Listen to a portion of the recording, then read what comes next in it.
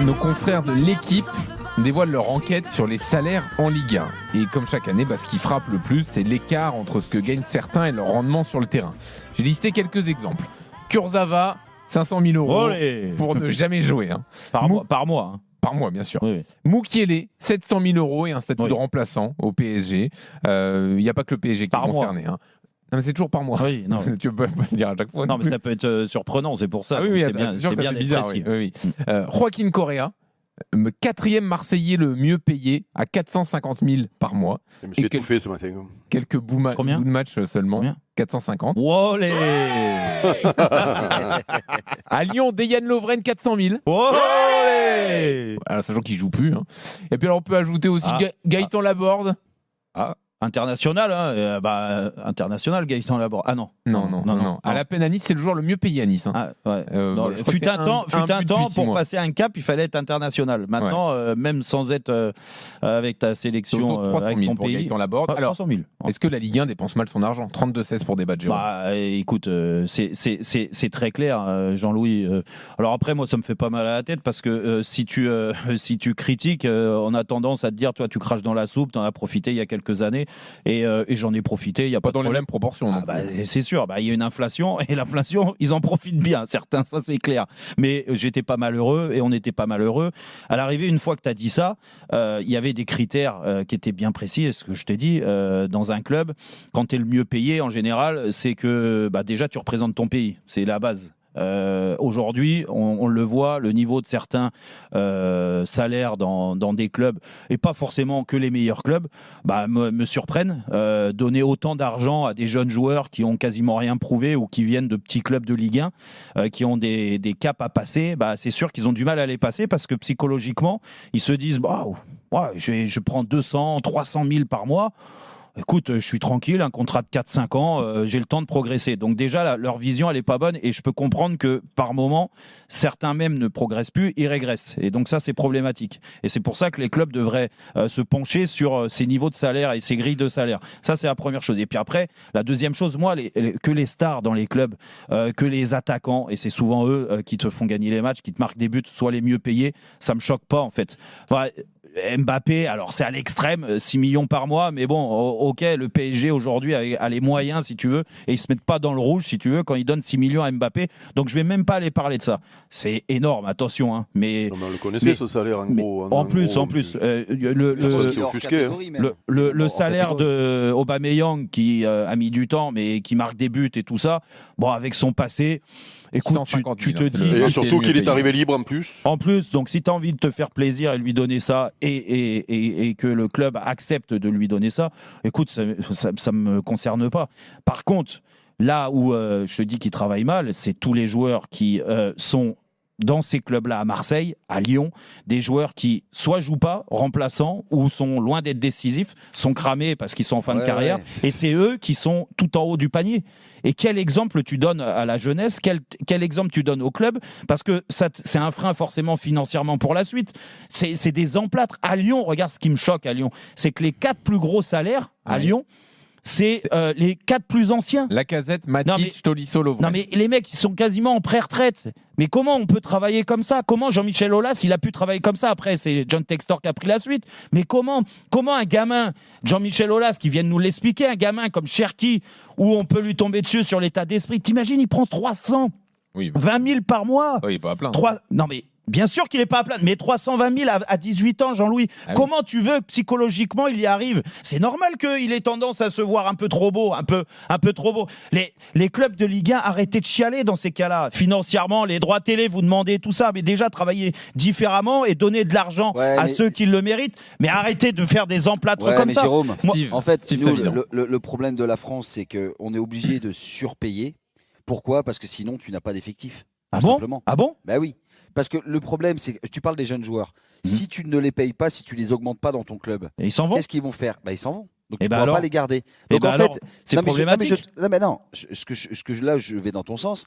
C'est qu'aujourd'hui, le salaire n'est pas en conséquence du mérite, donc ce qui a été fait, et que tu obtiens une grille salariale par progression. Tu obtiens maintenant un salaire par obligation de te conserver. Et le problème, ce qu'amène, et ça va toujours dans ce sens-là, c'est que la plupart des clubs en Ligue 1 là où il surpaye les joueurs, c'est les joueurs moyens. Comme tu disais, un excellent joueur dans une équipe, un attaquant, un buteur qui est rentable, entre guillemets, tu vois, en rentabilité, en nombre de matchs et l'efficacité comme un gardien, il te rapporte des points.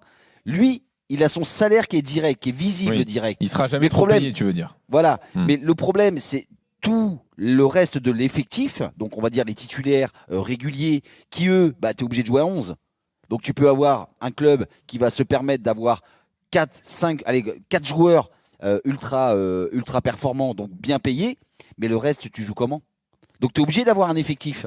Donc c'est le joueur moyen qui te coûte cher aujourd'hui en Ligue 1, et le jeune joueur de foot, tu es obligé de le surpayer pour le conserver. Ouais, mais le joueur moyen, là où je suis pas d'accord avec... Le joueur moyen, il a toujours Eric. coûté cher. Hein. C'est le problème ça. du... Non, mais sauf comme avec l'inflation, avec l'explosion des salaires. Alors, je te pose la question, Steve, sur par exemple Correa. Non, oui, t'es payé pour ça. Et je vais essayer de te. T'es peut-être trop payé d'ailleurs. Non, en fait, le présentateur, c'est le joueur moyen. Je te fais une passe D pour que tu brilles, parce qu'on a du mal à comprendre ce que tu veux dire. Jérôme sera jamais trop payé. On va prendre Correa de Marseille. D'accord, 450 000. Tu le mets quand Correa arrive à l'OM, tu le mets dans la catégorie des bons joueurs ou des joueurs moyens? À la base, c'est un bon joueur. Non, mais c'est un bon joueur. Voilà, bon, d'accord. Donc vous dites bon joueur. C'est un bon joueur. Donc bon joueur, 450 000, ok. Mais quand tu vois l'emplâtre que ça donne, parce que depuis le début, et ils ont eu la jurisprudence Strootman, parce que Strootman, ça a été la même, et puis il y en a eu d'autres. Sauf que lui, il est prêté là, non? Non, option d'achat obligatoire. Correa? Ouais. Option d'achat obligatoire, Correa. Ouais. Donc, à l'arrivée, là, j'en suis persuadé. Je l'ai lu il y a 2 jours. Tu vas me faire passer une mauvaise soirée là-haut. Donc, je suis désolé, mais quand tu prends un mec à ce salaire-là et que le rendu, c'est ça, mais les mecs qui l'ont fait venir, ils doivent être enfermés. Option d'achat obligatoire en cas de qualif en Ligue des Champions. En cas de qualif. Donc tu auras peut-être une bonne nouvelle s'il n'y a pas de qualif en Ligue des Champions. Donc c'est peut-être pour ça qu'ils mettent le pied sur le frein pour pas atteindre les 4 premières places. Non, mais même, Eric, je ne sais pas ce que tu en penses, même regarde Verreto à 450 000. Non mais ces histoires de salaire, je crois qu'on fait le débat chaque année quand il y a ce fameux. Oui, c'est vrai. Chaque année on le fait un peu mieux. Voilà, alors chaque année on le fait un peu mieux, mais c'est pas faux. Voilà, donc moi, tu sais, dans le football, c'est l'offre et la demande, c'est des circonstances aussi, puisque quand tu parles d'Aubameyang qui est à 650, il était libre, donc il n'y a pas eu de transfert, donc c'est avec son passé, parce que tu payes ce que tu payes pas par rapport à ce qu'il va faire, tu payes par rapport à ce qu'il a fait, et donc tu peux te dire aussi que. Ouais, mais donc Eric, on nous a menti là-dessus parce que Sanchez était trop cher à l'arrivée. Mais mais après, ça c'est un autre débat. C'est un autre débat sur la communication quand tu fais des joueurs ou quand tu perds des joueurs. Mais pour notre débat du jour, il y a quelque chose qu'il faut se mettre dans la tête, et ça répond un peu à la question du jour, est-ce que les clubs utilisent mal leur argent? C'est que les salaires ont monté automatiquement avec l'inflation des droits télé. Et s'il y avait eu, peut-être il y aura, mais ça m'étonnerait, inflation cette année, les salaires auraient augmenté aussi. En France, ça ne te fait pas monter la qualité des joueurs que tu as. Exactement. Puisque les bons sont à l'étranger, quoi qu'il arrive. Et donc, mécaniquement, tu as les salaires qui vont monter pour une qualité équivalente en réalité, et même pour certains coups, où comme tu as un peu plus de sous, tu tentes des coups, et puis tous les bons ne sont pas à l'étranger. Tous les bons ne sont pas... Non, mais il y en a qui reviennent. Regarde l'exemple de Kondogbia. Oui, mais pourquoi tu le récupères, Kondogbia? Tu l'as pas pris à son prime, Kondogbia. Tu le récupères parce que il est en fin de course, il est plus international, il est en fin de course, et du coup, il revient en France et tu es obligé de lui faire un gros contrat. Mais Kondogbia, à la limite, que tu lui donnes le salaire qu'il a là par rapport à ce qu'il a fait, et que tu as les moyens de le donner ce salaire-là, il n'y a pas de souci. Ce qui est choquant, c'est quand tu me dis Correa. Rappelez-vous, Correa, tu le prends à la fin du mercato. Tu as déjà fait ton Ndiaye, des Sarr, des Aubameyang, tu as fait tout le monde. Qu'est-ce que tu vas prendre ce joueur? Explique-moi. Alors c'est Marcelino qui était là, c'est peut-être lui qui l'a voulu à un moment donné. Mais à quel moment il y a un mec dans le club qui a pu dire putain, lui il nous manque dans l'effectif, et il faut lui donner parce que je crois qu'il était à 6 millions par an à l'Inter, donc ça correspond à ça. Donc comment c'est possible? Tu vois, voilà, c'est tout.